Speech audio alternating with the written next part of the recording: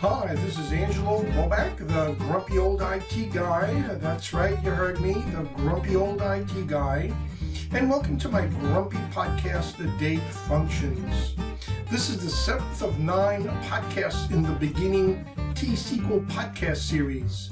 And this podcast has one demo only, reinforcing each topic, so pay attention, gang. And by the way, there'll be 2 other series of podcasts, which I hope you'll find useful and helpful.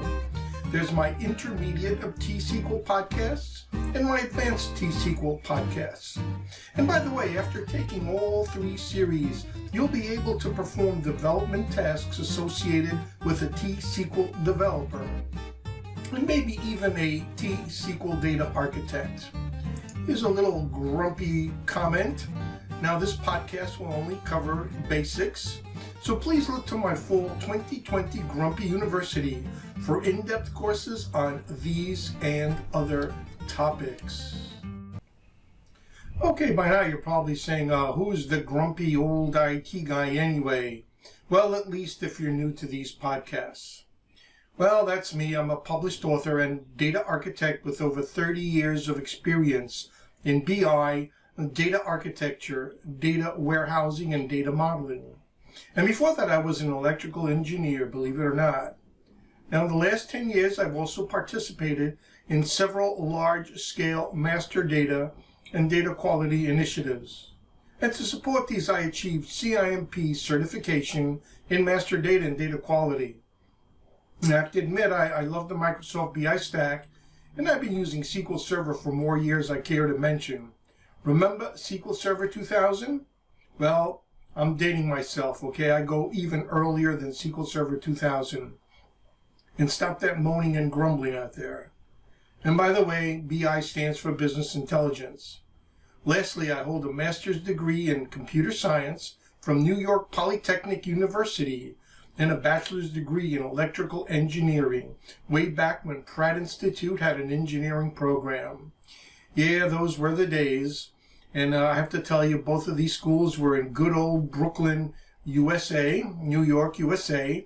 Polytechnic University is still around. So is Pratt, but they don't have an engineering program anymore. At least that's what I was told. Anyway, I have a little grumpy comment here.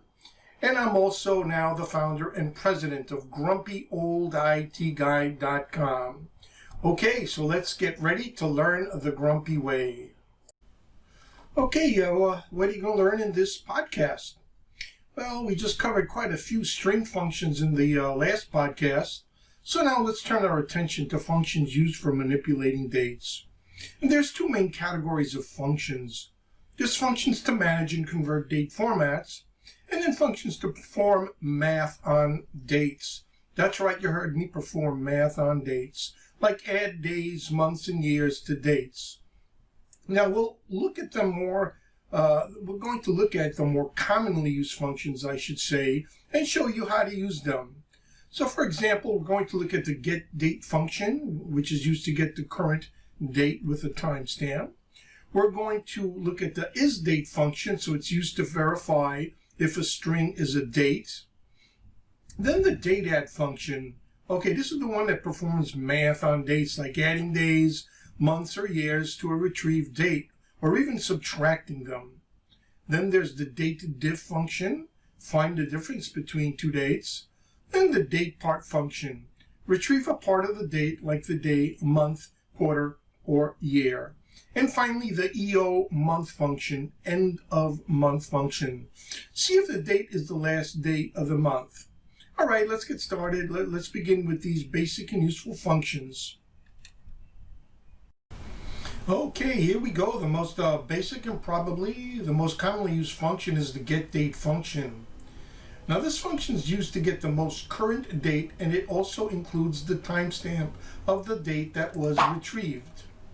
Now our examples show how to initialize a variable called &today. Its data type is datetime, and as can be seen, it retrieves the date and the timestamp. So here in this example, the date is 2019 March 27th, and the timestamp is a long string 11/28/34/127 The first three numbers are separated by colons and the last one by a period. Okay, so we got the hour, minutes, seconds, and I guess it's microseconds. I forget, I'll have to look that up. Now notice how we first set the variable to the date and timestamp by using the set command and getDate function. Now we can convert the value retrieved to a date only by using the convert function.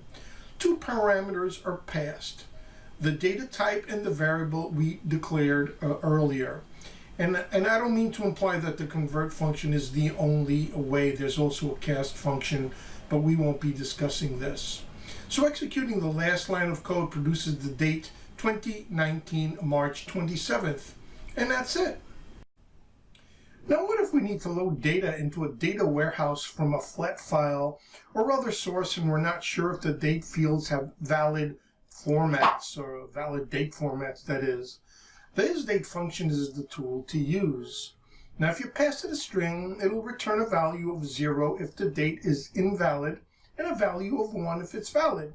So let's test it out. This time we declare a variable called isItADate, ampersand isItADate. Okay, now didn't I tell you I select great techie names? Now the data type we use is a variable character string this time because we want to load it with a valid date and a value with an invalid date format in text format. So in other words, we're going to test out text format dates. So here we go. Take a look at the clip. First we initialize the variable to the string 12/32/2018, which is clearly invalid. We pass it to the isDate function and it returns a 0. Next, we initialize it with the valid date format 12/31/2018 and it returns a 1. So this is a good function to use in your validation logic for any ETL process you develop. Okay, now we get to some fun stuff.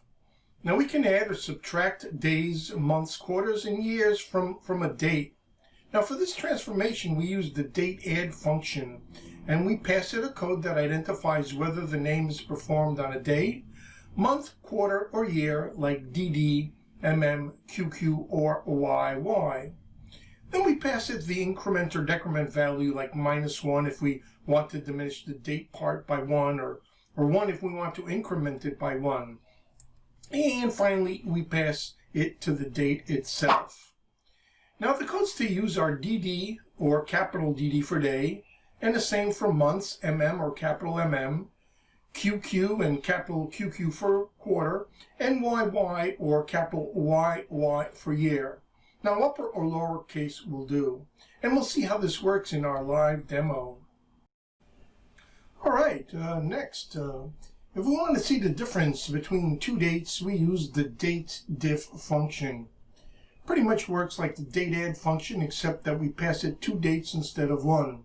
And again, we use the same codes, DD, MM, DD for day, MM for month, QQ for year, and YY for year. And again, uppercase or lowercase will work either way. So for example, if we want to know the difference in days between 12/01/2017 and 12/02/2017, we execute the functions as follows. Taking a look at the clip, we declare a ampersand here is a date variable, and we initialize it to December 1st, 2017. Then we declare here is another date variable and initialize it to December 2nd, 2018. And for 1 day, the result is a 1, okay? But in this case, we have two years, right? They're actually 1 year. So the result would be 356 days plus 1, right? December 1st and December 2nd. All right, so there's the DateDiff function. Notice the DD. And there's the two variables. Here's a date, here's another day. And we just label that column in the select, single select. Notice no from clause. Remember I said you can write a select query without a from or any other clauses. So here's an example. All right, let's proceed. Oh, one last thing, a grumpy comment. What's a good use for this? Well, you can use this to test how delinquent a customer payment is. So for example, if you're processing customer records and you see the date that a payment is due, and you pull the current date with the getDate function, you can compare and see if the customer's on time or if he or she is 30, 60, or 90 days delinquent. All right, let's forge ahead. Okay, given the date, we can also pull out individual parts by using the DatePart function. The codes needed are the same as the prior functions we looked at. So if we use a date of December 1st, 2018, and execute the function as follows, select a DatePart, DD December 1st, 2018, this will return a 1. Okay, if we select the DatePart MM of the same date, it'll return 12, right, for December. And if we use the QQ code, we select the DatePart, and it'll return 4 for the fourth quarter of the year. And finally, if we use the DatePart YY, it'll return 2018. Now this comes in handy if you implement logic with changes based on specific parts of the date, right? So you want to pull them out and test them out. And yes, this is a handy function for generating calendars also. Now this last function is a handy one to include in your date manipulation toolkit. The EOMONTH function will return the last day of a date. Now can you think of any good reason you might want to know it? Well, for one thing, you might need to create a calendar dimension for a data warehouse in which to identify which date is the last day in the month. Now using this function, you can flag the last day of the month with a column called last day and set it to true or false by testing the date with the EOMONTH function. Now this and other functions will be covered and will come handy when you're building, for example, a data warehouse, okay? Okay, here comes our one and only demo for this podcast. And here we go with SQL Server Management Studio. Let's just use the test database. And we're not really going to be writing any data to tables, so it really doesn't matter, but it's just good practice. All right, topic 1, the getDate function, simplicity itself. This first little mini query, just select getDate, and there's today's date. July 6th, 2020, complete with a timestamp. What if we don't want the timestamp? Well, we use the convert function.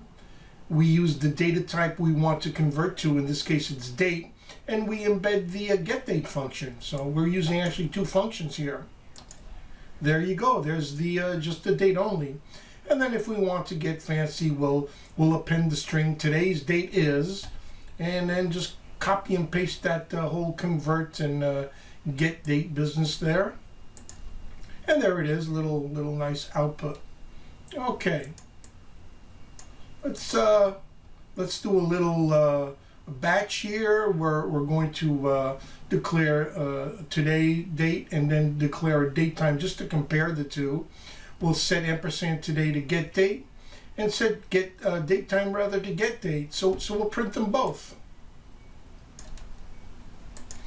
All right. Whoops. I always do this. I neglect to highlight also the variable declarations.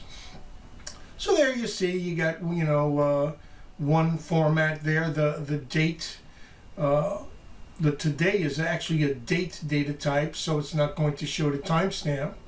And then the date time is a date time. So there's another way to show the differences. And then setting those date formats. There's a whole bunch of date formats, by the way. All right, I'm not going to go through all of them. But when you download this code from my Grumpy Old IT Guy website, you'll see these date formats and their numbers, right? Date format 01 is 1, then date format 02 is 2, and you have a whole sequence till 7, and then you got a little gap, 10, 11, 12, then 23, then 101 to 107, and 110 to 112. And I'm just writing this long single select query. I'm putting the string today's date using format 1 is, and then there's the convert function. It converts the date to a varchar, because notice I'm declaring the date time variable there as a date time. So let me just highlight, whoops.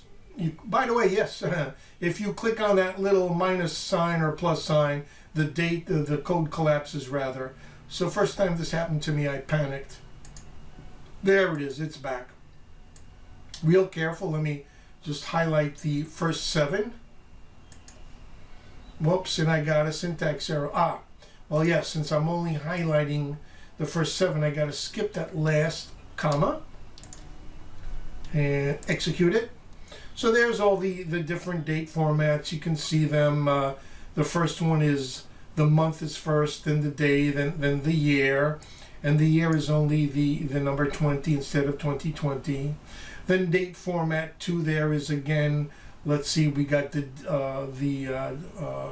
year 20, the month 7, and the day 06, but they're divided, by periods. They're separated by periods, I should say. So there's all these different ones. Look at date format 6. It's 06, the month abbreviation, and the year. Let's highlight them all this time. See if there's any specifically interesting ones.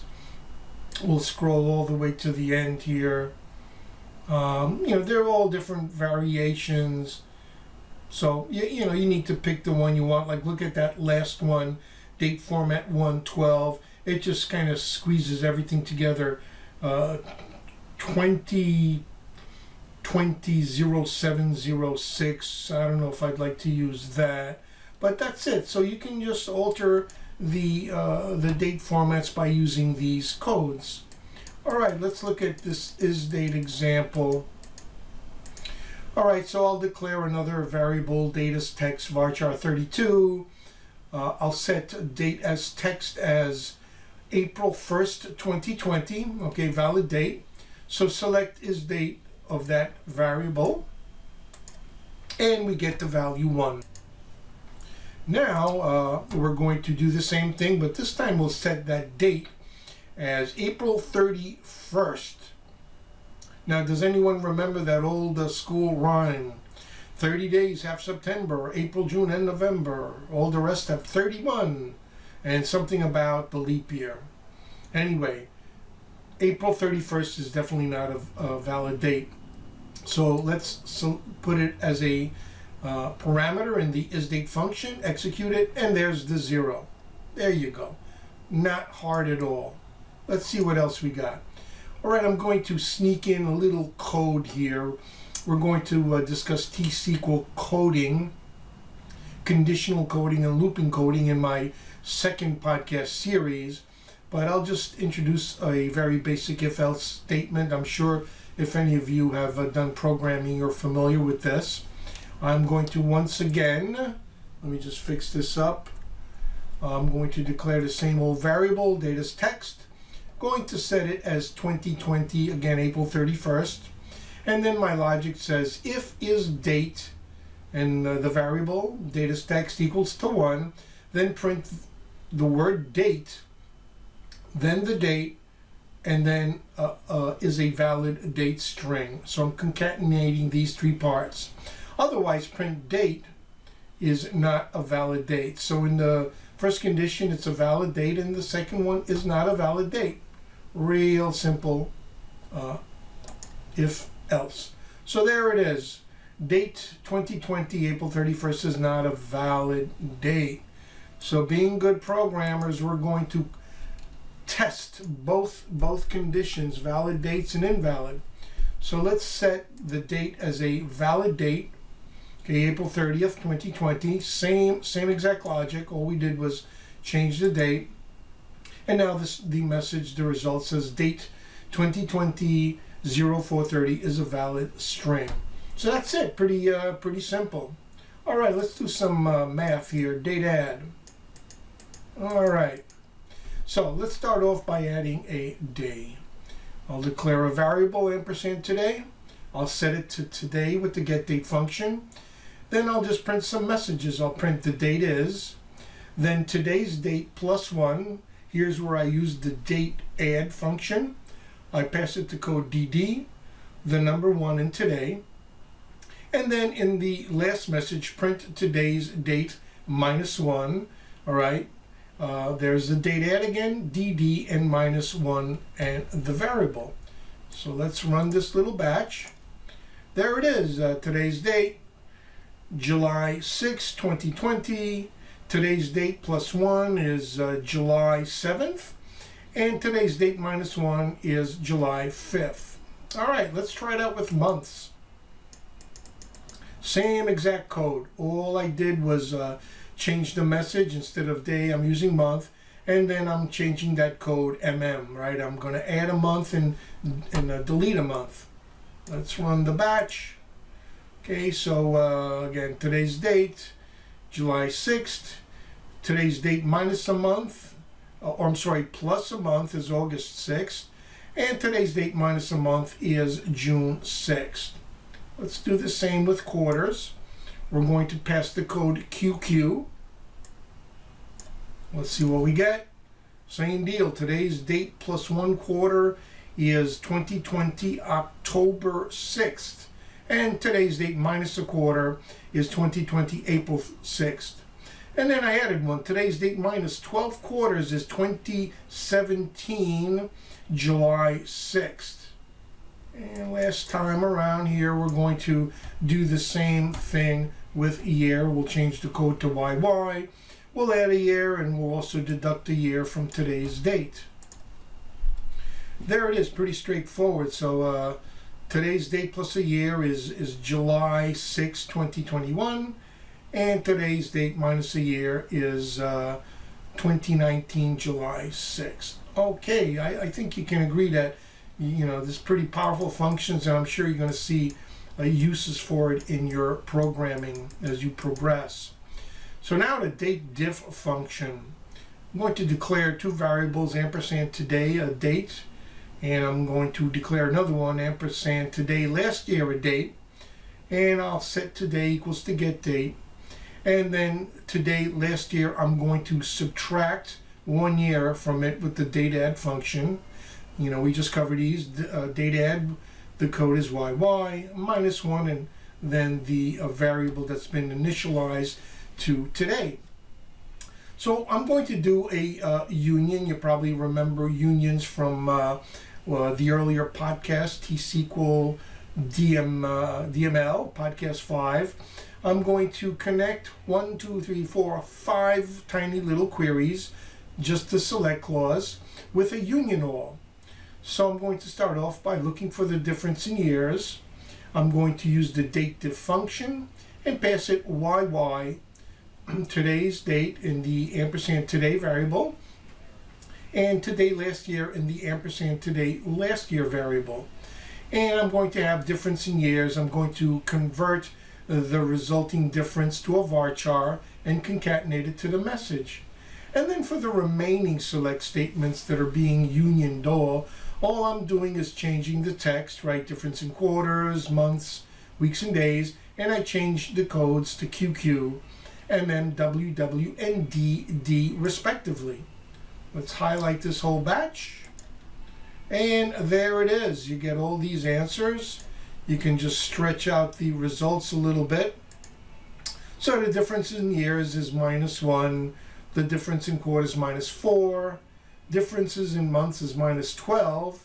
And then the difference in weeks is -53. So I think we got a little, what do we got going there? Maybe a leap year or something. And the difference in days is 366. Okay, so that's how that works. Okay, pretty neat. Moving on to DatePart. All right, this is also straightforward. Again, I'll just declare that variable, initialize it to today's date. And then I'm going to, just print it out. Today's date is, and converting the date to a varchar so I can concatenate it to that string. Then a series of union alls. So I'm going to use that DatePart function, and I'm going to supply the codes of YY, QQ for quarter, MM for month, and WW for week, and DD for day. So I'll get today's date, highlight the batch, And there it is. Today's date is again July 6th. The year part is 2020. The quarter part is 3. We're in the third quarter of the year already. The month part is 7. The week part is the 28th week of the year. So probably right there in the middle of the year. And the day part is 6. All right, our last function in our demo. End of month, all right? So we want to see if a date is the last day of the month, all right? So we're going to select today as today, and there's that end of month get date as EOM. Let's select this and see what happens. So what do? We get today's date, and then we get the end of month date, which is 2020, July 31st. All right, so we could use this in conjunction with the DateDiff function to see, you know, how many days there are that are difference between the two dates. So now we're going to add an optional variable or an optional parameter. So again, we'll do the same thing. Select get date as today, end of month get date, but now we're going to add a 1 to it, and we're going to call the results as end of month date. So we're adding a month to today's date. Okay, so today again is July 6, 2020, but next month, the end of month is August 31st. So I think you're getting the gist of it, right? Now we're going to add 7 months. All right, so 7 months from today's date is going to be the year 2021. It's going to be February, and the end of month date is February 28th. Okay, let's do a couple more. We're going to deduct a month this time. Let's highlight it. So last month, the end of month date was June 30th, and we're going to deduct 7 months. So 7 months ago, the end of month date was December 31st, 2019. Happy belated New Year. And last but not least, we'll add 12 months. So there it is, today's date. Again, July 6th, and the end of month date in 12 months will be July 31st, 2021. And that concludes our only demo. Okay, what did we learn? We just covered some of the frequently used date functions. And we know that there are 2 main categories of functions. There's one to manage and convert date formats, and one to perform math on dates, like add days, months, and years to days. And then we specifically looked at the get date function to get today's current date. The ISDATE function that tests whether a text string is in a valid date format. Then we had a DateAdd function, which we used to add or deduct days or months from a date or years. Then there's the DateDiff function, which we learned to use to show the difference between 2 dates. Then the DatePart function, which we use to pull out specific parts of a date, like the year, pull out the year or the month or the day or even the week. And then finally the end of month function, which tells us basically which day is the end of the month, right? Each, again, 30 days, half September, etc., etc. Each month may have, you know, the 30th day as the end, or the 31st, or in the case of February, 28th or the 29th. So that's pretty much it. It's just the basic functions. There's a lot more, but I think you can agree that between these functions and the string functions, you've now got some powerful components in your toolkit. So that's it. So where do we go from here? Okay, that's it. I hope you enjoyed this podcast, and I hope you learned the basics of using SQL Server date functions. Now here's a list of my podcasts for the category of SQL Server tools. So starting with podcast T01, there's Installing SQL Server 2019. And this is where you're going to learn how to download and how to install and configure SQL Server 2019 using the free Developers Edition. Then Podcast T02 is installing SSMS 2019 at SQL Server Management Studio. That's what we've been using all along. All right, and then there's Podcast T03 installing Data Tools 2019. Now this is a add-on to Visual Studio. It'll allow Visual Studio to basically support SQL Server-based functions. Then there's Podcast T04 installing Visual Studio 2019 Community, just in case you don't have Visual Studio. Podcast T05, important podcast, installing reporting services, all right?